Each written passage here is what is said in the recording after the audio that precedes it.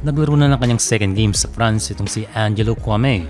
Kai Sotto magbabalik na nga ba at bagay nga ba siya maglaro sa France? Marami tayong nababasa kung bakit Division 3 lamang naglalaro itong si Angelo Kouame at mas deserve daw nito na maglaro sa top league ng Pransya. Unang-una ay France is France. Isipin mo lang na ito ay mga kalahi ni Wembanyama at ang division na pinaglalaroan ni Angelo Kouame ay hindi rin ganoong kadali. Sa ating mapapanood na mga video na compared sa Asian Leagues na hindi rin biro ang competition sa National Masculine o National Men's 1 ng Pransya. Sa second game ni Kouame, siya ay nasubukan sa nakalaban nilang team at makikita na hindi rin ganong kadali ang Division 3 dahil sa malalaki at mabibilis ang mga players.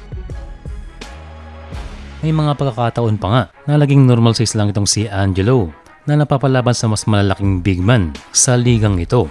Sa latest game ay nakapagtala si Kouame ng 8 points at 7 rebounds sa 26 minutes sa loob ng court.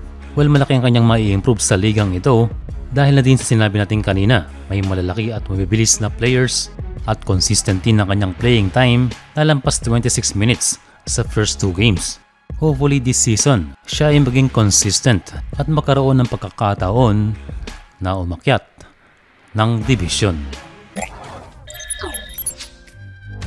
Nagparandam itong Hiroshima Dragonflies sa posibleng pagbabalik ni Kai Sotto sa hardcourt at ito ay maaaring mangyari sa Sabado. Well, kung sakaling siya ay magbalik, sana ito ay tunay na 100% at may clearance na para maglaro. Well, kung sa Japan siya nagpagaling, ay magandang balita ito dahil subok ang kanilang teknolohiya sa iniinda ni Kai. Ang tanong natin kanina, pwede nga kaya siya sa Liga ng France? Kung sa division nila Angelo Kouame ay maganda itong simula, madaming big man, physical ang laro, isang European basketball. Kaya kung sakali ay maraming mai-improve itong si Kai kung sakaling subukan niya ang Europa. Pero tandaan natin, mayroong agency itong si Kai na nagmamanage sa kanya kaya medyo malabo siyang ilagay sa katulad ng liga nila Kouame na nasa 3rd division.